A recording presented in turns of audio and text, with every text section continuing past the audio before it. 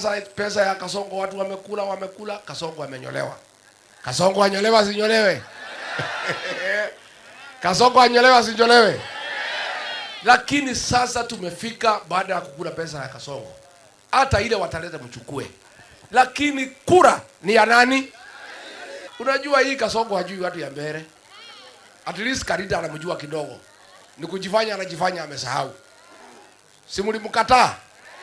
Simulikataa Karinda. Anajua mbele ikiamua imefanya nini? Ile mtu haelewi watu ya mbele ni huyu Kasongo. Na hii mtu yake ile inaitwa Soprano.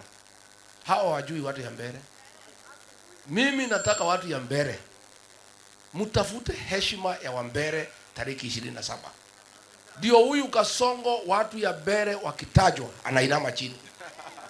Kasongo anaweza dharau watu ya mbele. Akiwa ametuma pesa kidogo kidogo ati wachague mtu ya UDA. Si atatudharau? Lazima tuchunge heshima ya jamii yetu.